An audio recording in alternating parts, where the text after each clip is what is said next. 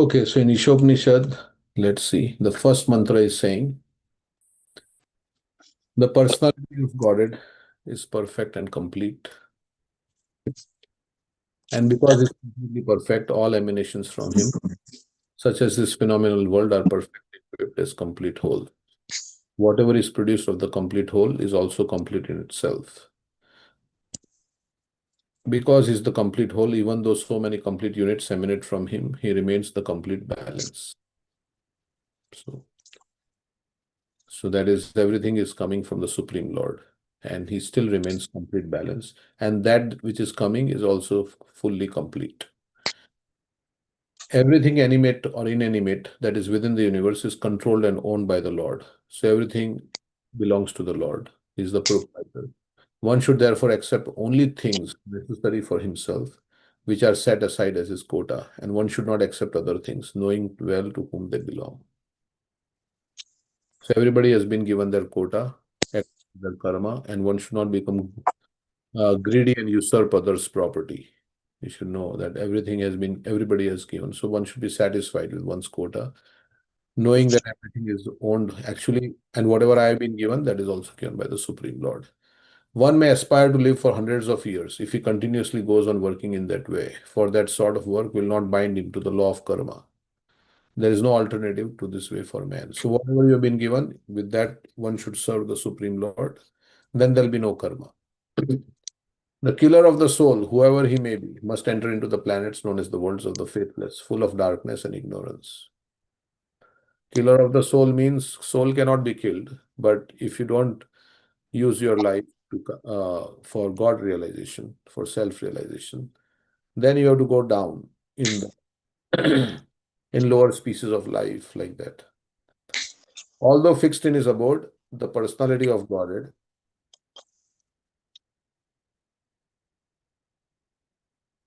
is swifter than the mind and can overcome all others running. So Krishna is in his abode, but he can come anywhere. He can He's present everywhere also, and he can run faster than anybody. The Supreme Lord walks and does not walk. He is far away, but he is very near as well. He is within everything, yet he is outside of everything. So everywhere Krishna is there. And as all pervading Brahman, he doesn't walk. He's there everywhere. And the Supreme Lord walks and does not walk. He's far, he's in Golok Vrindavan, but he's in our heart also. He's within everything, in every atom, and yet he's outside of everything. He who sees systematically everything in relation to the Supreme Lord, who sees all living entities as his part and parcels, and who sees the Supreme Lord within everything, never hates anything or any being. So, one who sees the connection with the Supreme Lord uh, does not hate anybody.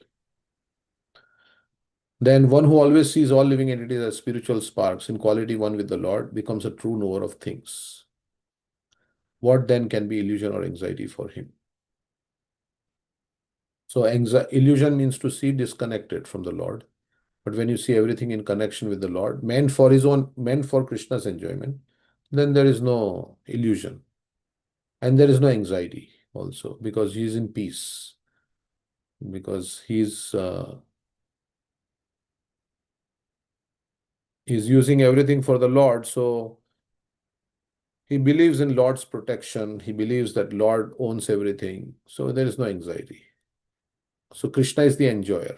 Anxiety is because I have taken on Krishna's position. Just like a child takes on, wants to become an adult and act like an adult, which is not his actual position. It's an artificial position, right? So when we are doing artificially, we are trying to act what which we are not, then it creates anxiety. Like somebody says, now you have to be the CEO of this company, right? But you are not the CEO, and they are given some job that you cannot do. So then you are in anxiety. Oh, how will I be able to do this job? So similarly, we are trying to act as enjoyers, but Krishna is the enjoyer. But we are trying to act as the enjoyers, uh, independent of him. So that is why it is giving us anxiety. And the anxiety in this world is what? Birth, death, old age, disease. So everybody is in anxiety. That's why this world is called Kuntha. Kuntha means full of anxiety. Everything is temporary here in this world. And that is why Prahlad Maharaj says, his father, Tatsadhu manye suravarya dehinam sada samudvigna dhiyam asadgrahat hitvatmapatam grihamandakupam vanam gato yadharim ashray. He's telling his father, you are always in anxiety because you have accepted this body as the self and everything connected to the body as mine. And you are in this materialistic consciousness. And you know that it's going to go away one day, but you are attached to it and you are trying to hold on to something that will not last. Asat grahat. Asat means temporary, and grahat means to hold on to something. So we are trying to hold on to all these things which will be taken away. It's like a child, has a toy, and you try to snatch the toy from the child will cry, "Oh, my toy, my toy, my toy." So we are all holding on to all so many things with our consciousness. We are holding on, we are thinking this is, and we know it is going to be taken away at some point. So asad grahat, whatever is temporary, we are holding, and that's causing anxiety. The child is in anxiety because he's very attached to his toy. He doesn't want to let go of his toy. So like that, when in materialistic consciousness, one is like that, then it creates a lot of anxiety. Okay, so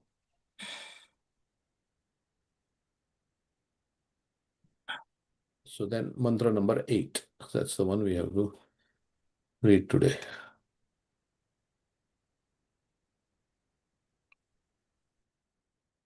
That's why Krishna says you should voluntarily cultivate detachment, right? To control the mind, which is so attached, you have to voluntarily cultivate detachment. Even in 15th chapter of Bhagavad Gita, Krishna says, Asanga Shastrena Dridena Chitva. He says, with the weapon of detachment, one should cut one's entanglement in this banyan tree. This banyan tree of material existence is so vast, and we are hopping from one branch to another. Means we are changing bodies like that. So one should just cut. How do you cut? You can cut by devotional service, by the sword of knowledge. We can cut through our karma by the sword of knowledge. There is a nice verse in the Bhagavatam. Hmm. Yasina yukta karma granthi nibandanam. This is 1 to 15.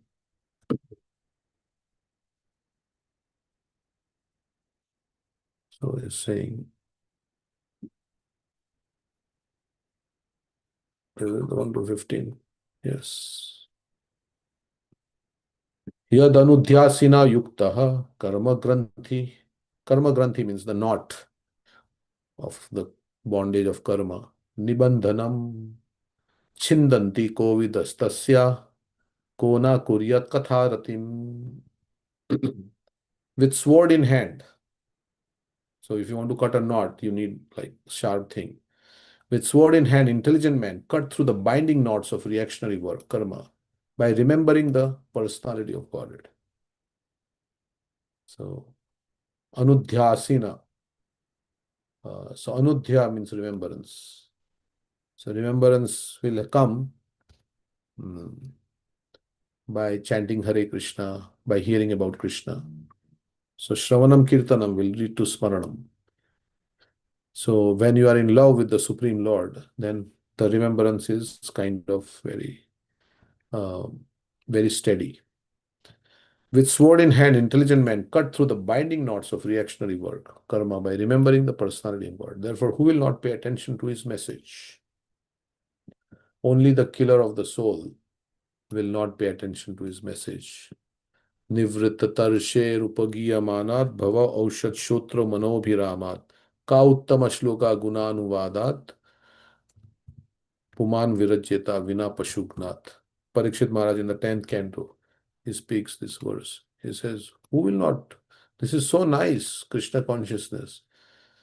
And it is especially nice for those who are nivritta tarsher. Nivritta means retired. From tarsha means the thirst. thirst, tarsha, trishna.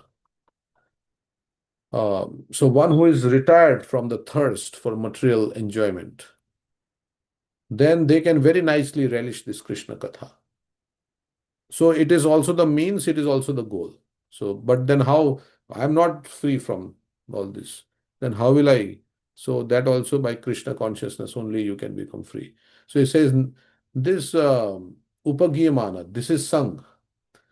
The glorification and everything about Krishna is sung by those who are released from lust or material activities. Bhava aushadach. This is the medicine to become free from this bhava rog. We have all bhava rog.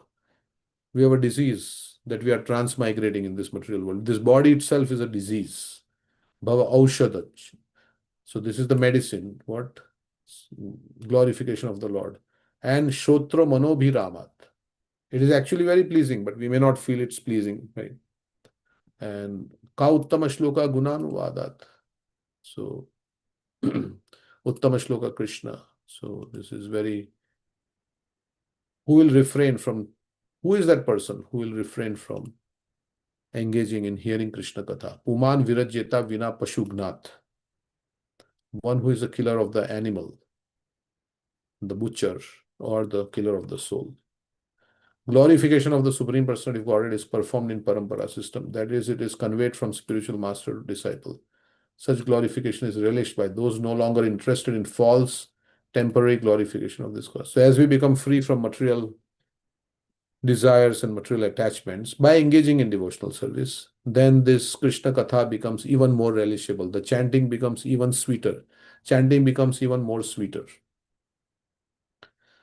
The way is also to chant Hare Krishna by that. And when actually we become free from, then we can say like Rupa Goswami, oh, how much nectar is there in this chanting that I wish I had so many tongues and I had so many mouths.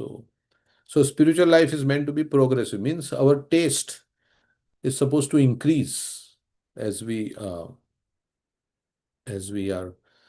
practicing spiritual life, because our anarthas are supposed to decrease. And as we become more and more purified, then our taste and everything should increase. Anandam buddhi vardhanam. So, so like that, right? So first we were chanting 1 round, 2 rounds, and then now 16 rounds we are chanting. And then sometimes devotees say, why 16?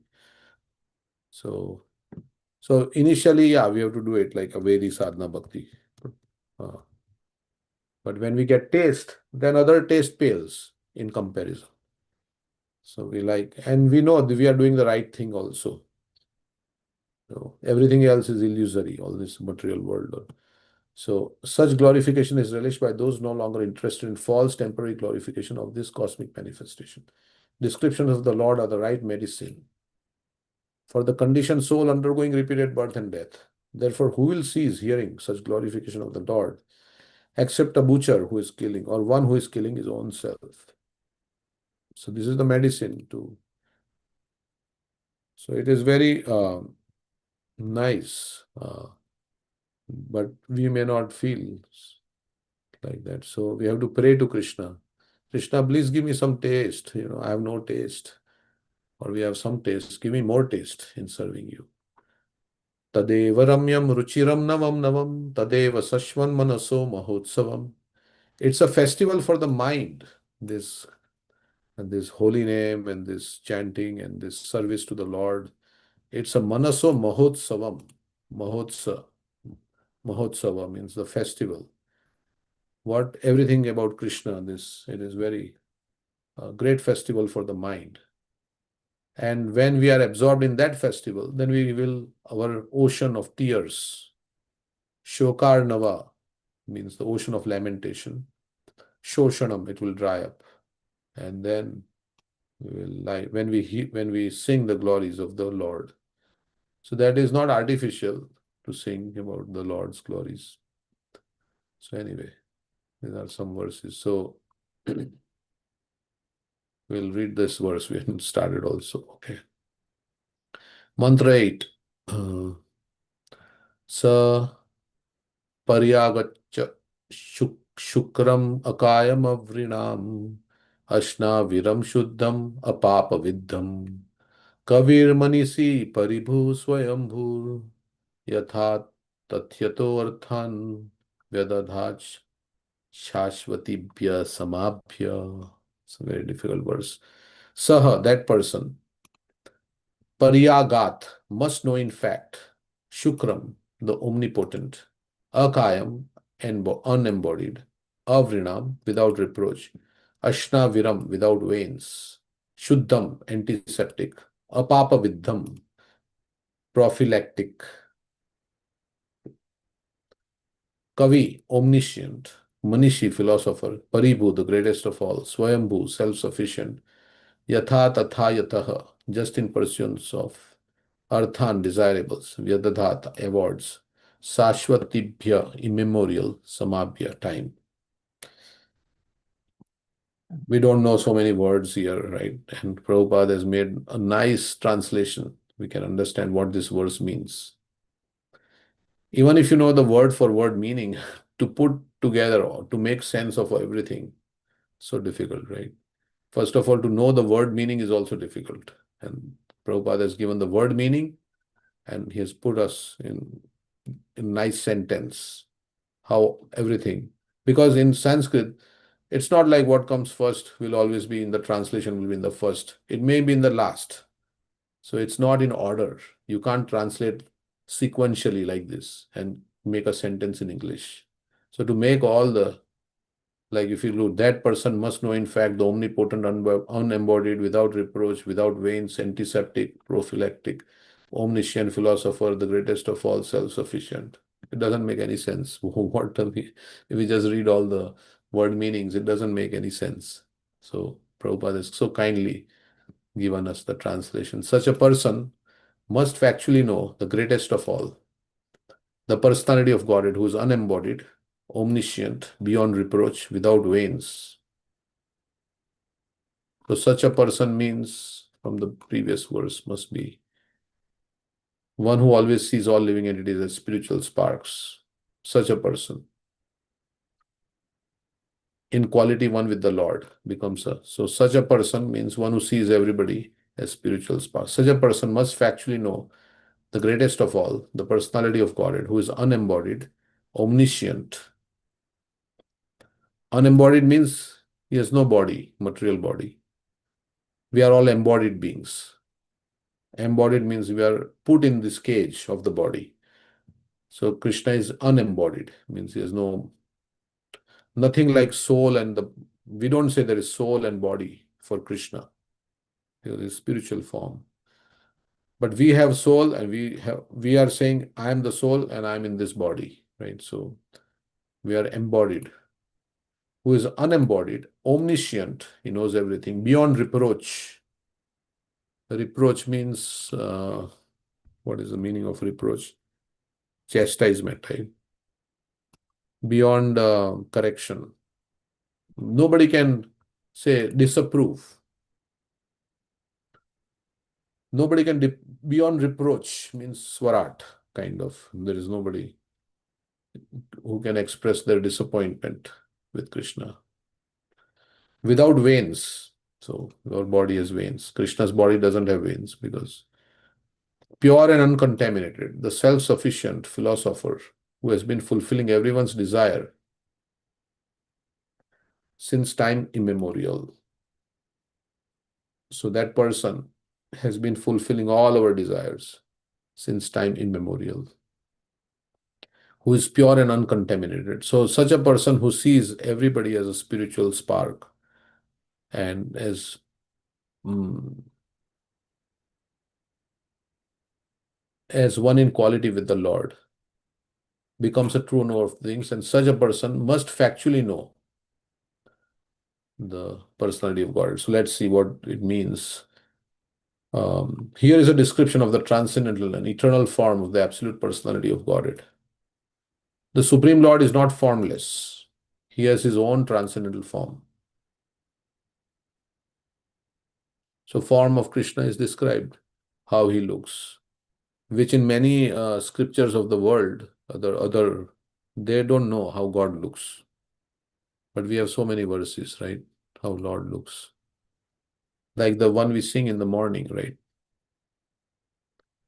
It talks about how is the Lord looking, what is he wearing.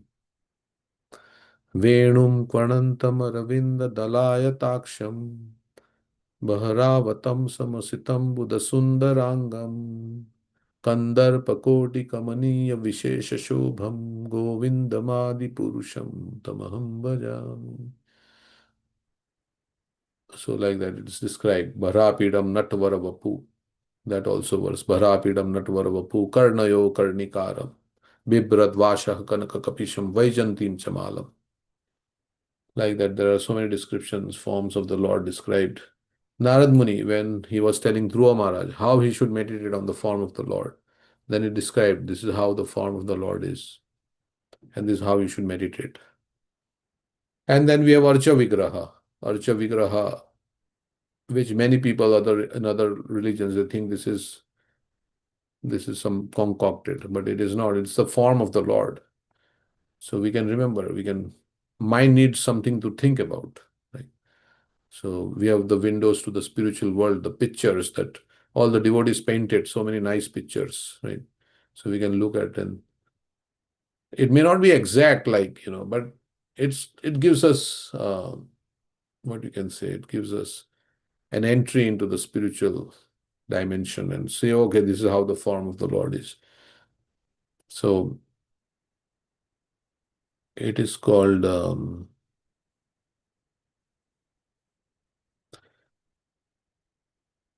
Shakha Chandra Nyay. Shakha Chandra Nyay. There is a logic. Shakha Chandra Nyay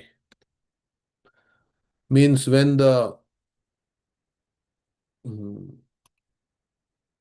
when the child wants to see the moon, then he's looking everywhere, right? He doesn't know where is the moon.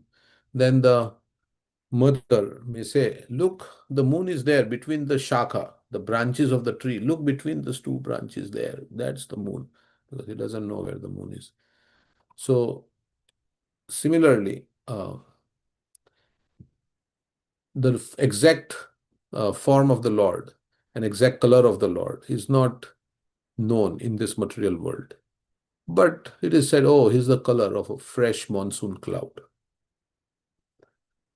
So kind of like indicating that, okay, he's like that, not exactly like that, but so the moon is very far away, but you can say, okay, the moon is located between the branches, you see there, the moon is there, but actually the moon is very far away. So it is given, a simple example is given. So that is what some indication is given like that. Because we cannot perceive with our senses.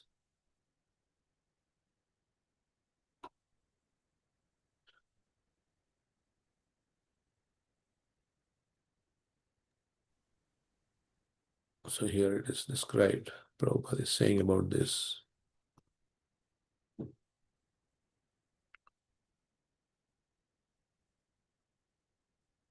So far, the forms of Krishna are concerned, they're also immediate, unlimited.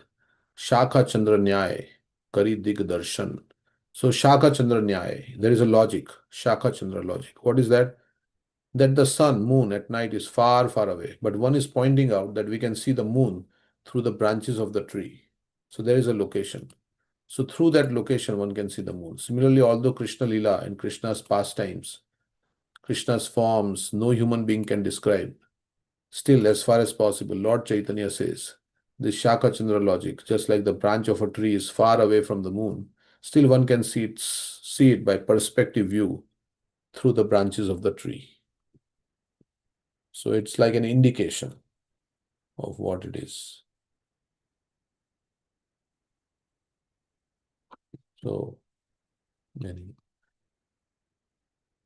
So, here is a description of the transcendental and eternal form of the absolute personality of Godhead. The Supreme Lord is not formless. He has his own transcendental form, which is not at all similar to the forms of the mundane world.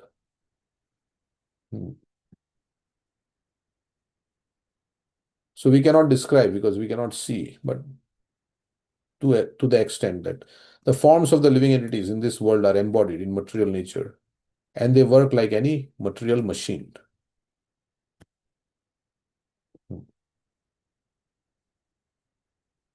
So our body is like a machine.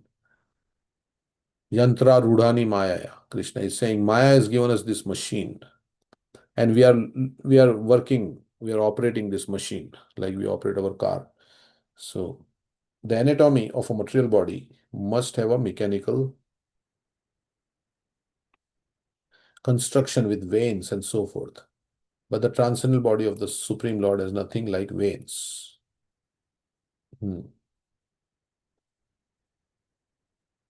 So Lord doesn't have veins and arteries and some bones.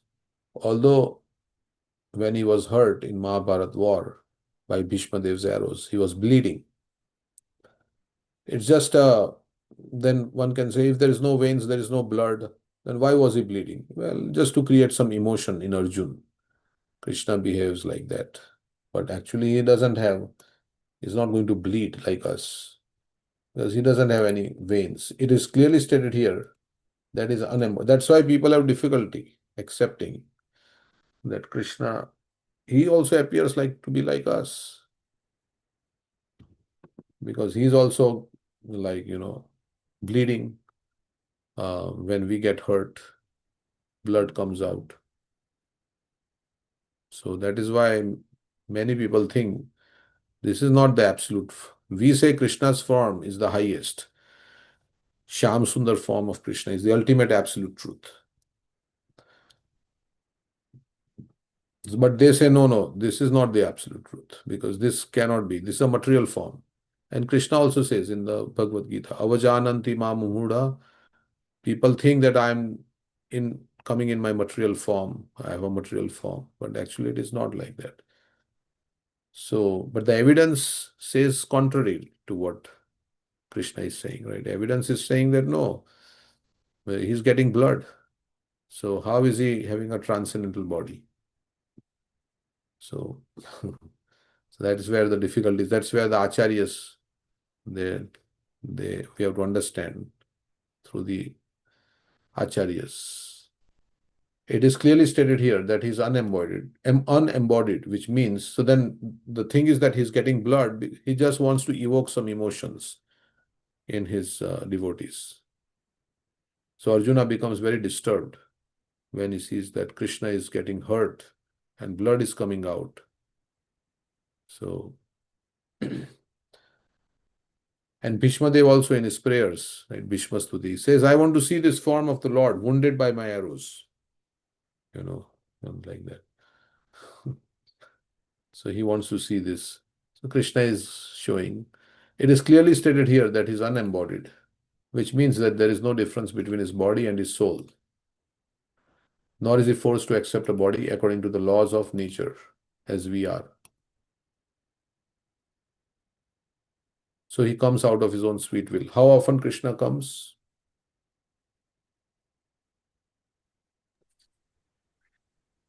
Once in a Brahma's day. Once in the day of Brahma. Krishna comes once in the day of Brahma. And how often we come?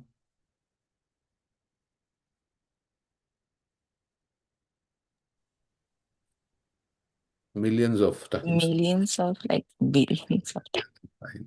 We keep rotating. We come in different bodies. Sometimes we live longer. Like if we became the tree in the redwood forest in California, we would live for 5,000 years. And sometimes we have very short life because our karma is not there. Like many people die in their 50s, in their 40s, even 20s. So according to some life, we lived a short life. Some life we lived till 80, 90 in this Kali Yuga. 5,000 years have passed. So everybody, we came in so many bodies. And we were not deciding where we want to come, right? How I did not choose my gender. I did not choose my family. Krishna chooses where he will come and who will be his parents. That is why Krishna says, one who understands the divine nature of my birth, Janma karma chame divyam, evam yoveti tatvataha. Tyaktva deham punarjanma naiti mameti. So Arjuna. So Janma is very difficult to understand. Krishna's birth and all these things. So, and his karma is even more difficult. Like he's dancing with the gopis and he's stealing butter and he's stealing the garments of the gopis and all these things he's doing. So it's very difficult to understand. Nor is he forced to accept a body according to the laws of nature as we are. We cannot say, I want to look like this. Let my nose be like this. Sometimes people do this, what the plastic surgery to change their appearance. Let my skin be of this color and they try to change the appearance. They want to look more attractive, right? Artificially. But we did not decide how we will look, how our eyes will be, how our ears will be, and everything. We just came in this body. In materially conditioned life, so beware of what karma you do, because according to our karma, karmana deva netrena jantur deho upattaye striya pravishta udaram umsareta kanashraya. In the third canto, uh, the movement of the living entities, it is described how according to our karma we are going from one body to the next. So we have to be very careful with what we are doing, what karma we are doing, because that karma is going to create my next body. And if you have lived 50 years, and if you are going to live 70 years, let's say, and if you have lived 50 years, we have already created 50 by 70% of our body by our karma. Already that has been created. Until you become like Krishna conscious, then you may just go to Vaikuntha, right? If you have done sinful activities and things like that for 50 years, eaten non-veg and all these things. So already you are already creating your body by your action. So now, Navi Yogendra Maharaj was saying, right? Those who have eaten non-veg and all these things they have done, they should be more serious about becoming Krishna conscious, right? Because so much, like people eat every day, right? So how many animals you have killed? So to nullify all this papa, right? One should be very, very seriously becoming Krishna conscious. Even if you're pious, still we should always be serious, right? Uh, but like that, he was saying that they have to really be very, determined, because otherwise the karma, we just think like, yeah, we say yani kani cha papani brahma hatyadi kani cha tani tani pranashyanti pradakshina pade pade. Yes, by circumambulating tulsi, all the karma is destroyed, the pap, until like the killing of a brahmana, like that we say. Yes, devotional service is very powerful, but we should never think that I am nullified because I went around Tulsi Devi 3 times, so now all my karma is gone. Yeah, it can be gone. It also works based on the faith you have. So, well, devotional service is so powerful. So, we should be very serious, right? We should say, no, now I have to do more. Nor is if so. It is clearly stated here that he is unembodied, which means that there is no difference between his body and his soul, Krishna.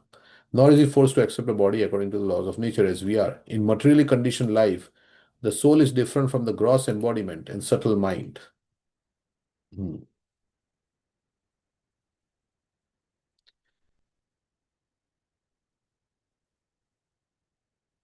So we are different from the body and the mind, the subtle mind. For the Supreme Lord, however, there is never any such difference between him and his body and mind. He is the complete whole, and his body, mind, and he himself are all one and the same. In the Brahma Samhita 5.1, there is a similar description of the Supreme Lord. He is described there as Satchidananda Vigraha, which means that he is the eternal form, fully representing transcendental existence, knowledge, and bliss. As such, he does not require a separate body or mind as we do in material existence. The Vedic literature clearly states that the Lord's transcendental body is completely different from ours.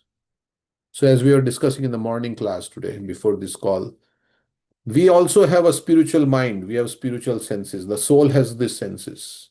And in the spiritual world, we don't have a material mind. Although we have a mind, the soul, but that is spiritual, just like Krishna's. So we have three kinds of senses. One is gross senses, the subtle senses, and then the spiritual senses. Gross senses are the senses in the body, right? All the senses are there. Then we have senses of the mind. You can enjoy something in your mind, right? Even physically, you are not enjoying anything. But in your mind, you can enjoy something, right? So it is, so mind is senses. And then there is, when you come to the platform of the soul, then the soul also has senses.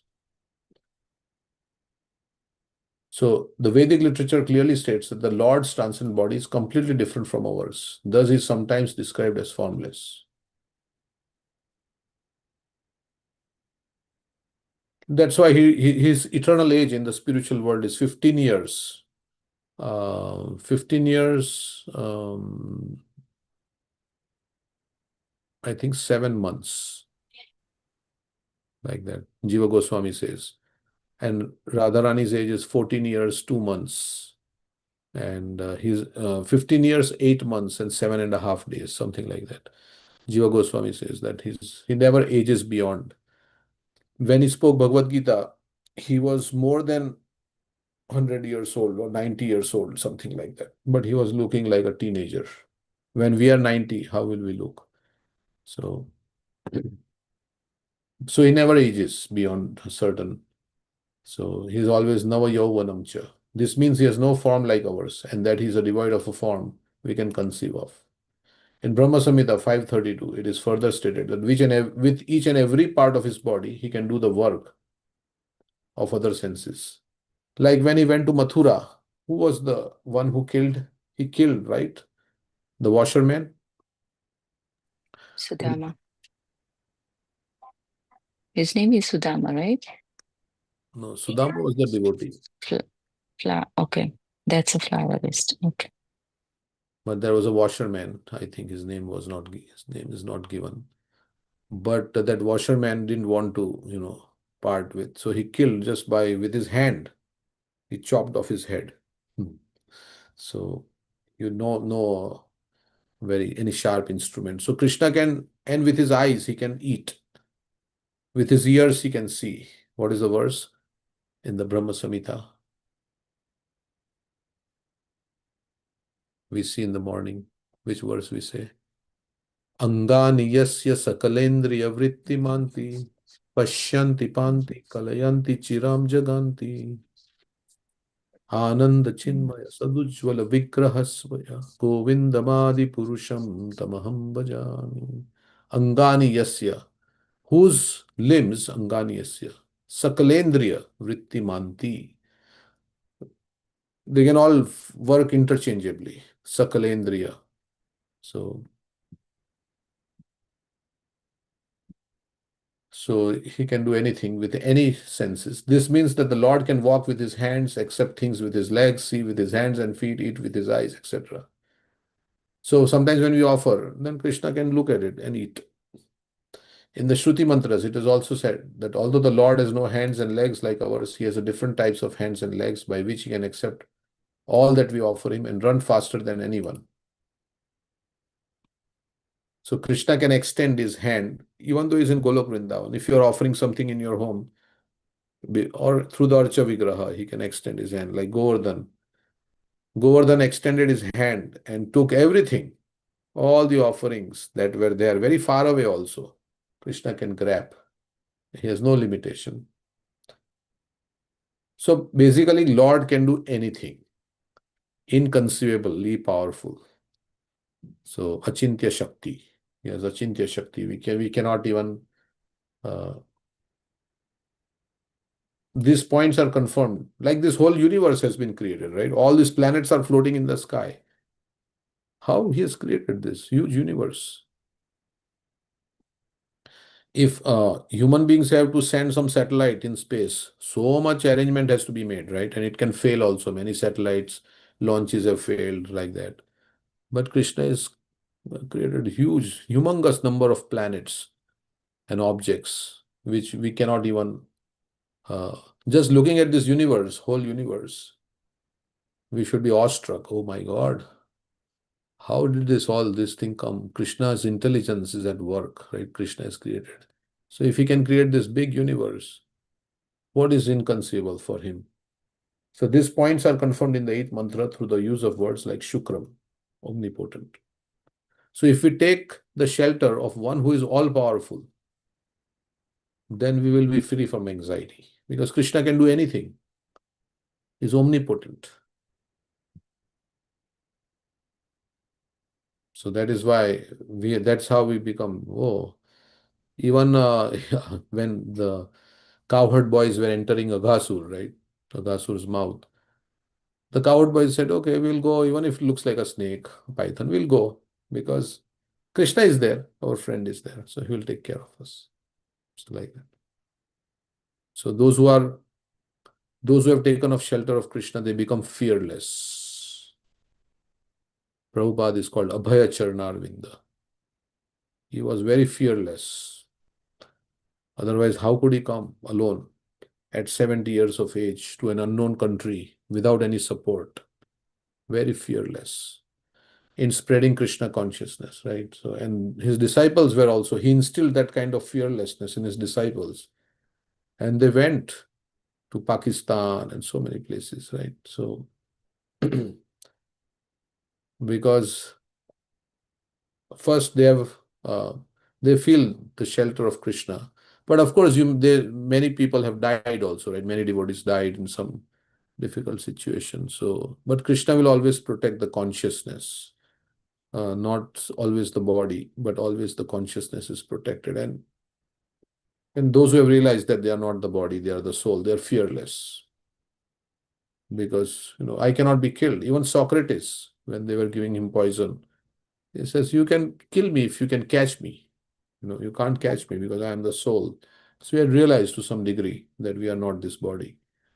So when you come to this platform, of course, not theoretically knowing, but actually you come to this platform, then you become fearless because Krishna is there. And that's why you can surrender. Avashya rakhibe Krishna. Krishna will surely protect me. Rakshashi titi Vishwas. So they are not dependent on any ordinary material arrangement for their protection. Those who are very advanced, because they depend on Krishna. Krishna will protect. Another example of fearlessness is Prahlad Maharaj. So fearless. So, like so many disciples of Prabhupada, right? They dropped their careers and everything. It's a very risky thing to do, right? In India, we are all very career oriented and you have to drop everything in the prime youth of your life and not knowing how this movement will go on, right? It's just in its infancy. When Prabhupada started, it was just in its infancy. And to join a movement which you don't even know can support you and to sacrifice your career and like that, it requires so much courage to do that, to take such great risk. So that, of course, many of them were not doing any career also. They were just hippies and things like that. But still, I mean, but there were devotees who were very from rich backgrounds and they were doing a career and they dropped it because Prabhupada, they wanted to join Prabhupada's movement. And they took great risk. And that's how the movement spread because they were uh, engaging all there no job, nothing like that, not part-time, like sometime. They were full-time engaged in preaching Krishna consciousness. So that's why the movement expanded like anything in the beginning. So the Lord's worshipable form, Archa Vigraha, which is installed in temples by authorized acharyas, who have realized the Lord in terms of mantra 7, is non-different from the original form of the Lord. So the Archa Vigraha is not different. The Lord's original form is that of Sri Krishna, and Sri Krishna expands himself into an unlimited number of forms such as Baldev, Ram, Narsimha, Varaha.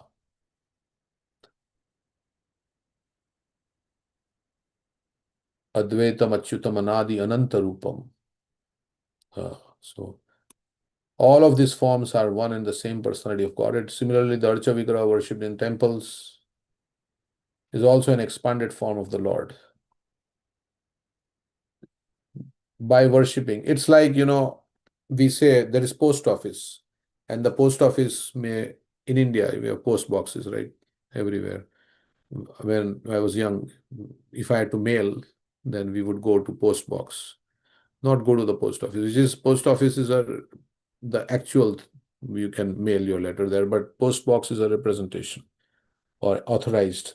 So it's an expanded form of the post office, the post box. You cannot do everything there in the post box, but at least you can mail your letter. So you can mail. So similarly, Archa Vigraha is an expanded form of the Lord.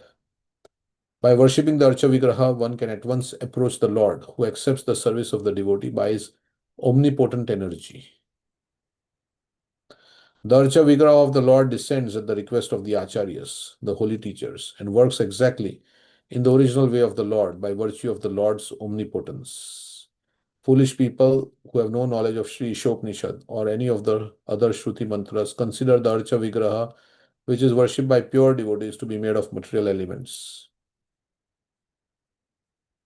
This form may be seen as material by imperfect eyes of foolish people or Kanishta Adhikaris, but such people do not know that the Lord, being omnipotent and omniscient, can transform matter into spirit and spirit into matter as he desires. In Bhagavad Gita 9, 11, 12, the Lord regrets the fallen condition of man with little knowledge who deride him because he descends like a man into this world. Such poorly informed persons do not know the omnipotence of the Lord. Thus, the Lord does not manifest himself in full to the mental speculators. He can be appreciated only in proportion to one's surrender to him. So, Krishna reveals, according to how we surrender to him, Ye athamam prapadyante, tans tathaiva bhajamiham. In the Bhagavad Gita also he says, I am not revealed to everybody and anybody. Naham prakasha sarvasya yogo maya samavrita. Mudo ham na bhi janati lokoma majamobhyayam. He says, I'm covered by my internal potency. I'm not revealed to everybody. So, like in this world, right? If you surrender to somebody, or if you have a good relationship with somebody, then that person will tell you more about their life and their problems and all the things, because there is a close connection. So when we feel closeness, the Lord feels that, oh, this person is interested in me, then he will reveal more. So most of the people in this material world are not interested in the Lord. So the Lord does not reveal himself because they want to be the Lord. So Krishna has hidden himself. That's why sometimes people say, "Oh, can you show me God?" Yes, God is not showing himself because you are not interested in him. In the material world, everybody is not interested in God. They are only interested in their own enjoyment. Right? That's why God has hidden. He says in 7.7, Mata parataram nanyat kinchidashti dhananjaya mai sarvamidam protam sutre manigana iva. I am like the thread which is hidden on the necklace. The thread is hidden because nobody wants to see, no God. They want to act as God. So God has hidden himself so that other people can, everybody can carry out, right, their business as being the God. Because in presence of real God, then we cannot act as God. So that's why God is not showing himself. So, but in the spiritual world, he's showing, everybody sees God. So he can appreciate it only in proportion to one's surrender to him. So the fallen condition of the living entities is due entirely to forgetfulness of their relationship. Or even if the Lord shows himself, like Duryodhan, he could not recognize the Lord because he was not surrendered to the Lord. So we are fallen because of our forgetfulness of our relationship with God. Okay, so it's a big purport. Let's see. Any comments? Anybody has? We'll pause here and see. Anybody has any comments so far?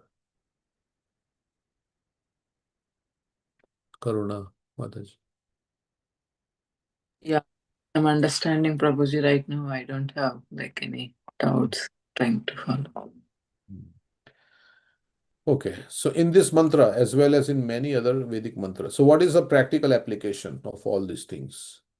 This is theory, we are reading all this. So, what is the practical application? Is that we can ask Alankar Prabhu, what is the practical application of all these things?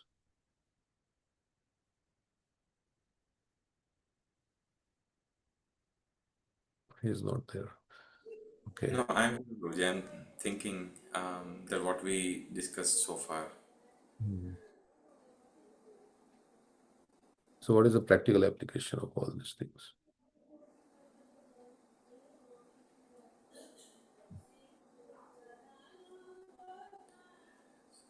Well, Prabhu, one thing is that what I was thinking, what we discussed about Lord's form and how then how practical application about that, because so many times we can be asked that what are you saying? God is all this, he can have with different forms, he can taste. So how do we even convince them? So there are so many things that God does which is unthinkable. It cannot be comprehended. Mm. So yeah, I was thinking that okay, when you said practical application, how do I be convinced about that? Mm. So yeah, with scriptures and with acharyas, there are so many people, self-realized people, advanced spiritually advanced people are convinced. So maybe by taking more of their association, by hearing from them, Mm. whatever they have written, whatever they have shared, Mm. so that can help in building my own faith, and then at least I won't have any doubts. Yeah. God will reveal us more if we surrender to Him more. So we'll become more Krishna conscious, we'll feel more of His reciprocation if we surrender to Him more. He's already reciprocating with us, but if we surrender to Him more, so then we can think about how can I surrender more or how can I surrender to Him? So that's the thought we can think, everybody can think, what can I do? So then surrender means you take the Lord's desire as your only desire. That's how we say, right? When you surrender to somebody, their desire becomes your desire. So you surrender. So that is what we can. And I have no separate desire from the Lord's desire. So we can examine our life. And I mean, for me, everybody we can examine our life and we can see, mm, do I have other desires than the Lord's desire, which are not favorable for bhakti? And if I have, then how can I cut down those desires? How can I give up those desires? So that's one way we can like practically apply. How can I cut down those desires, those activities? There are three activities. There are anti-devotional activity, there is non-devotional activity, and there is devotional activity. So anti-devotional means like sinful activities. But there are non-devotional activities. Like supposing I am attached to whatever, let's say watching movies, let's say. It's a non-devotional activity as long as the movie is not like anything, but maybe educational movie, non-devotional activity, or I may be attached to watching some sports, right? It's a non-devotional activity. It's not. So we have to ultimately cut down all those non-devotional activities also. Anti-devotional activities, of course, yes, which are against, like we have this no meat eating, no gambling, no intoxication, no illicit sex. Though, of course, those activities to be cut. But other non-devotional activities, maybe prajalpa, like doing prajalpa, chatting, and so many wasting time in so many ways, right? Um, Accumulating more than necessary, like so many other things, like some desires, some like all these things, attraction to so many other things which are not favorable, which we don't require, right? It's called asat trishna. So we can think about how we can cut down those activities and how I can do more of the Lord's desire, right? So what is the Lord's desire? To spread Krishna consciousness, to chant Hare Krishna, like that. So that way we can see how I can surrender more. What can I do in my life? So everybody, I mean, everybody's situation is different. but we can all introspect and analyze and see how I can contribute more in terms of financial things also for the propagation of Krishna consciousness movement. That's all surrender, right? So how I can chant more rounds, right? More Mahamantra. So that's a practical application of this. Because I just read, he can be appreciated only in proportion to one's surrender to him. The fallen condition of the living entity is due entirely due to forgetfulness of their relationship with God. How I can improve the quality of my devotional service. So how I can do things with more love. And how do I believe whatever I read in Prabhupada's books? How do I take this into believe? Means how do I take this into my heart? So like that how can I be more convinced about these things? So in this way we can all analyze in this mantra as well as in many other Vedic mantras. And we don't have to like do it to show off, right, to other people. We have to do it for ourselves.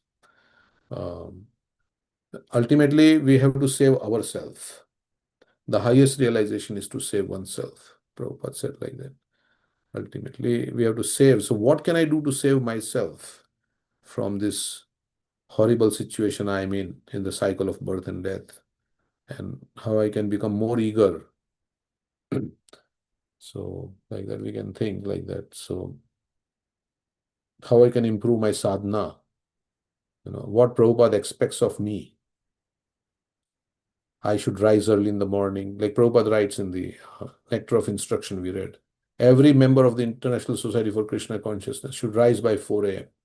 Like that. So how I can rise early, how I can do the morning program, how I can read Bhagavatam. What can I do? What unnecessary activities in my life I have to cut out?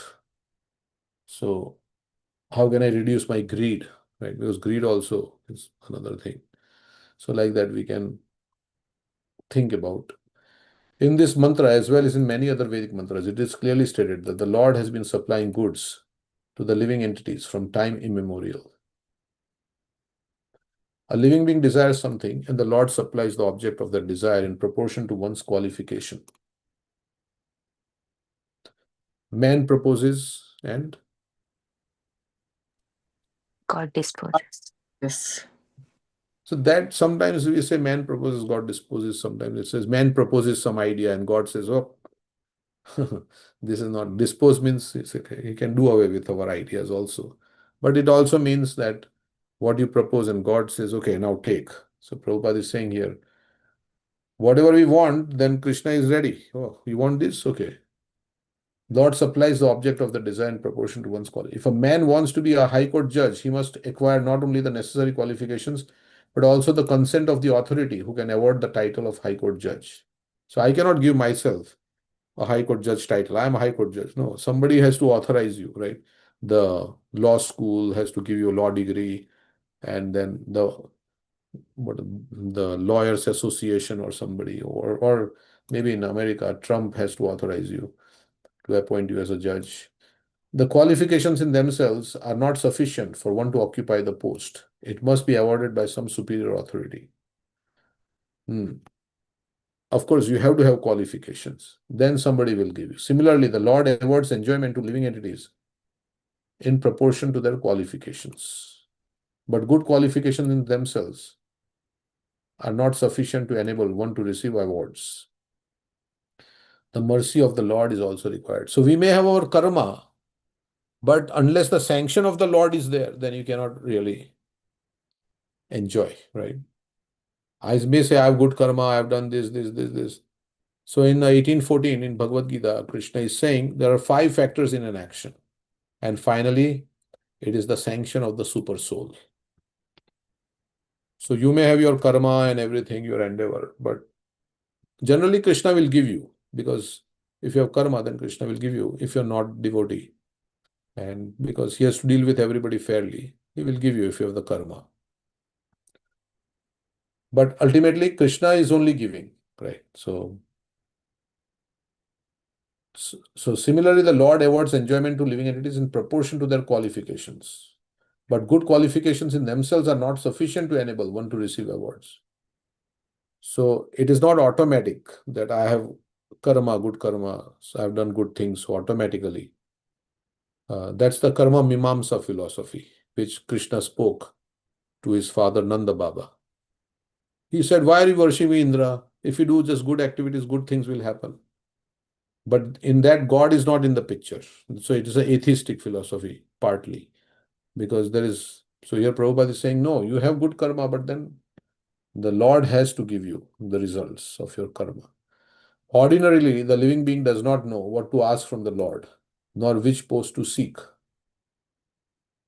So we don't know what should we ask. So we said, go and Lord, God, please give me this job, or give me a promotion in my job. God, please give me a beautiful wife. God, please give me a nice house, like that. So there is a prayer also, like Om Jaya Jagadisha Hare. In that prayer, Sukha Sampatti Ghar Aave, like all this. Of course, everybody wants material enjoyment. That's why they don't want any obstacles. So we are telling Lord, oh Lord, please remove any obstacles to my material enjoyment.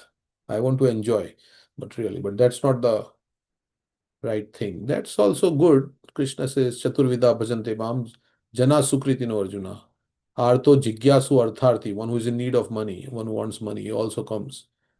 But that is not, so Prabhupada is saying the Lord, living being does not know what to ask from the Lord, nor which post to seek. Another example Prabhupada gives is that a man goes to a king and says, oh king, give me some pinch of ashes. Oh, give me some ashes. Why you've gone to the king? Why are you asking for some ashes? Ask for something big. Like Bali Maharaj told Vaman Dev. Are 3 steps of land you are asking? Ask for something big. I'm the emperor of the world. His ego was hurt, actually. So maybe he was thinking like that. So when we go to the Lord, ask for something. So what should we ask? We should ask for Krishna Prem. Prema dhana vina vyartha daridra jivan dasa kori vetan more deho prema dhan. This is in Chaitanya Charitamrita. So they're saying, without love of Godhead, my life is useless. Therefore, I pray. So I want love of God. I want love for you, Krishna. My life is useless. Therefore, I pray that you accept me as your servant and give me the salary. So what salary I want? Of ecstatic love of God. Krishna, please engage me in your service. Please give me your love. Please give me taste in serving you. This is what we should be asking. As Chaitanya Mahaprabhu says, na dhanam, ideal devotee, how the ideal devotee should be. Na dhanam, na janam, na sundarim. We recite this in the morning. Kavitam va jagdishi shakamaye, mama janmani janmani ishware bhavatat bhakti. That is a pure devotee. Pure devotee means I don't want wealth, I don't want this, I don't want this. What I want to be engaged in your devotional service. I don't want liberation. Even birth after birth, I want to serve you, my Lord. That is what I want, because he is so happy in serving the Lord that everything else pales in comparison. Of course, that's the position we have to come to. When the living being comes to know his constitutional position, however, he asks to be accepted into the transcendental association of the Lord in order to render transcendental loving service unto him. So please accept me into your association with your devotees. As Mukunda Mala Stotra, right? King Kula Shekhar says, oh, please consider me as one of your servants, servants of the servants of the servants. There's a nice verse. Anybody knows that verse? Kula Shekhar Maharaj. The Bhritya, that verse is there. Okay. May I be considered as the servant of your servants. I don't want to be known as this and that, or I just found it, that words, and I don't remember. They said Majjanma Phalam Idam Madhu Bhave. That I'll paste it that verse. You pasted it. Let's read it. Thank you. I'm going to paste it. Okay. Okay, so we'll continue till you. So we can get the translation also of that verse. So he asked to be accepted into transcendental association of the Lord in order to render transcendental loving service unto him. Yeah. This is in the not this is on the Teams. We are on Zoom. Sorry, I'll wait. Sorry. Okay. When the living being comes to know his constitutional position, however, he asks to be accepted into the transcendental association of the Lord. Let's see if you pasted it. No, I did not, but I'm going to paste it soon. I pasted on the wrong. When the living being comes to know his constitutional position, means Jivere Swarup Hoy Krishna Nityadas, he asks to be accepted into the transcendental association of the Lord in order to render transcendental loving service unto him. So please give me your association so I can render some service to you. Unfortunately, living beings under the influence of material nature ask for many other things, and they are described in Bhagavad Gita 241 as having divided or splayed intelligence. Spiritual intelligence is one, but mundane intelligence is diverse. So, Bahu Shakha Anantascha, Krishna is saying, those who are not one pointed on this path, their intelligence is many branched. Bhogeshwarya prasaktanam taya prita chetasam vyavasayitmika buddhi samadhav na vidhiyate. That's, I think, 241. Or the verse before that. No, the verse after that. 241 is vyavasayitmika buddhi. Those who are on this path, they are very, very determined. Their focus is like that crane. Crane is very intently looking. And those who are not, our intelligence is like in many directions. So many things are on our mind. So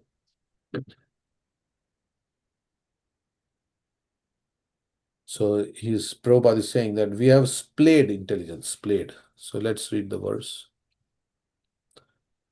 O enemy of Madhu and Kaitab, O Lord of the universe, the perfection of my life and the most cherished mercy you could show me would be for you to consider me the servant of the servant of the servant of the servant of the servant of the. I think 7 times it says, and then it is cut. So it's the thing is cut. Okay. So here, unfortunately, living beings under the influence of material nature ask for many other things, and they are described in Bhagavad Gita 241. So Prabhupada wants us to become pure devotees. So Anya Bhilashita Shunyam. So everybody of us, we are supposed to become pure devotees. Prabhupada says, even if one man becomes a pure devotee, then we'll consider our mission a success. And he wants everybody to become pure devotee.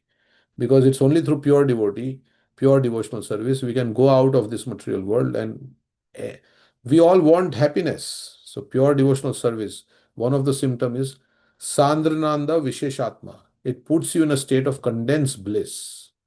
You feel so much happiness, so much happiness. Because we are all looking for happiness, right? So we should do pure devotional service, and that will give us condensed bliss. Spiritual intelligence is one, but mundane intelligence is diverse. In Srimad Bhagavatam, it is stated that those who are captivated by the temporary beauties of the external energy forget the real aim of life, which is to go back to Godhead.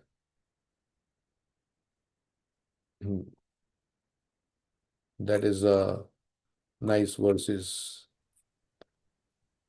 Prahlad Maharaj tells his father. It is stated those who are captivated by the temporary beauties of the external energy forget the real aim of life, which is to go. We become distracted and we think this is my goal, this is my goal, that is my goal. But the real goal we forget. For forgetting this, one tries to adjust things by various plans and programs. But this is like chewing what has already been chewed.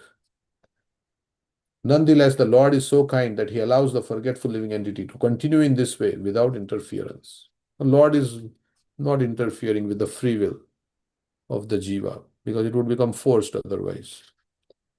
if he forces. So this mantra of Isopanishad uses the very word, appropriate word, yathat, yathat, tatha, tat, yataha, indicating that the Lord rewards the living entity just in pursuance of their desires. If a living entity wants to go to hell, the Lord allows him to do so without interference. But of course, we may say, who wants to go to hell? Nobody wants to go to hell. But it, like if you want to forget the Lord, then the Lord will give facility to forget. Like that, we can say, Sarvasya chaham ridhi sannivishto mata smritir jnanam apohanam cha. This forgetfulness Krishna is giving also. If you want to remember him, you can remember him. Whatever your desire, Krishna is like a desire tree. Desire tree means you go to the tree and say, I want gulab jamun. So you get gulab jamun. I want rasgulla. I get rasgulla. So Krishna is like a desire tree. And you say, what I want? I want this. Okay, Krishna says, okay, take this. Of course, then we may say, well, I want $1,000,000. Why Krishna is not fulfilling my desire? Because he has to take your karma also into account.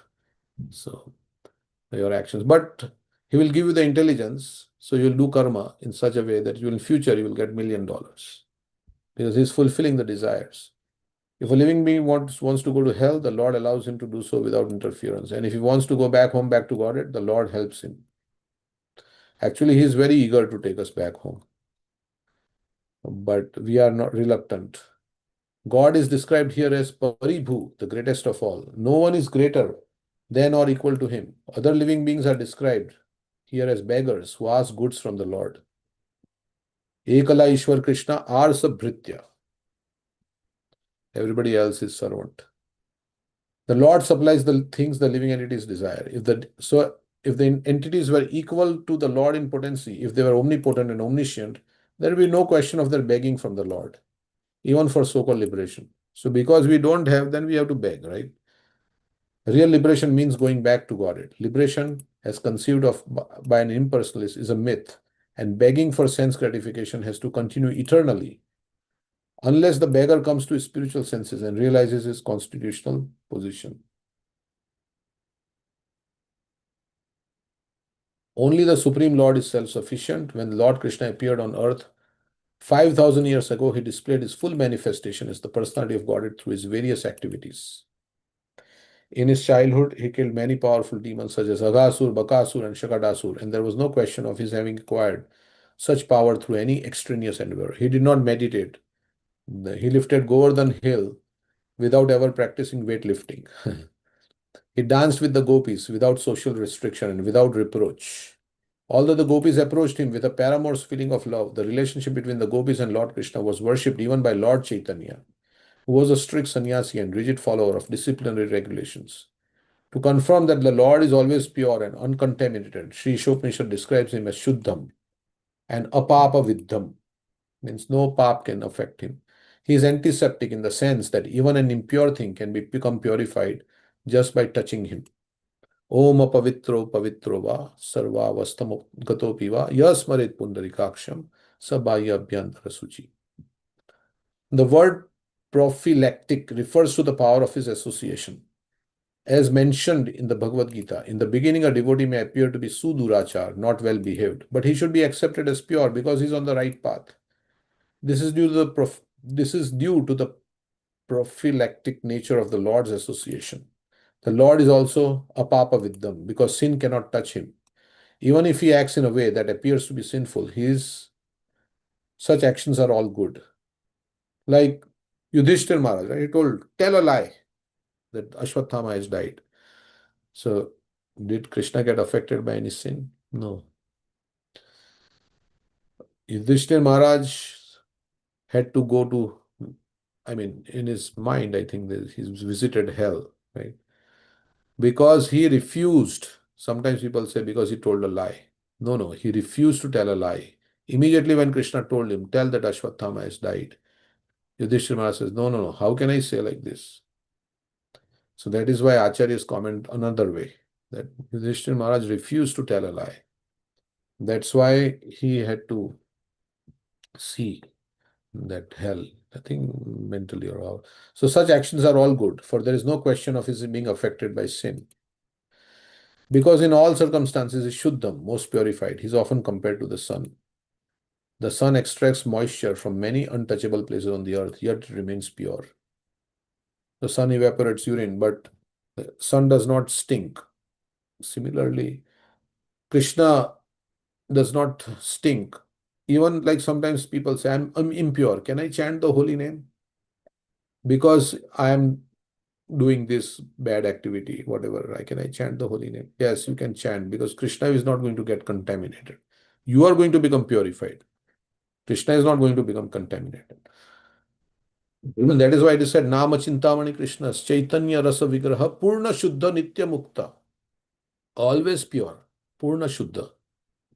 So Krishna is always pure. Nothing can make him impure.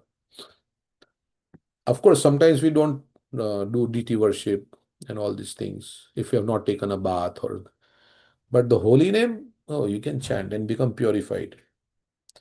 That's the same pastime where Chaitanya Mahaprabhu was responding to the call of nature and he was holding his tongue. And little boy came and said, Are, why are you holding your tongue? Chaitanya Mahaprabhu says, My tongue is constantly chanting Hare Krishna.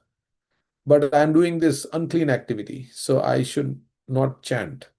And then that little boy Gopal said, No, but death can come at any time. So two things we have to always remember. Death can come at any time, and that's why we should always chant the holy name. Or as much as possible, we should chant the holy name or remember Krishna. Because death can come at any time. That's why in the Bhagavad Gita 8th chapter, Krishna tells Arjuna, Tasmat sarveshu kaleshu ma manusmara yudhyacha. Sarveshu kaleshu, at all times, you remember me and fight. So do your duty, but remember me first and then do your duty. So we should always remember Krishna, never forget Krishna. That is the ultimate injunction, the highest instruction. In fact, it purifies obnoxious things by virtue of its sterilizing powers. So sun, if the sun, which is a material object, is so powerful, then we can hardly imagine we can hardly begin to imagine the purifying strength of the all-powerful Lord. Okay, so sun, so this is the mantra. So it's already past the time. We'll stop here. Thank you very much. Hare Krishna. Anybody has Thank any? you, Hare Prabhuji. Krishna. Hare Krishna. Krishna. Hare Krishna, Prabhuji. Thank you, Prabhuji. Hare Krishna.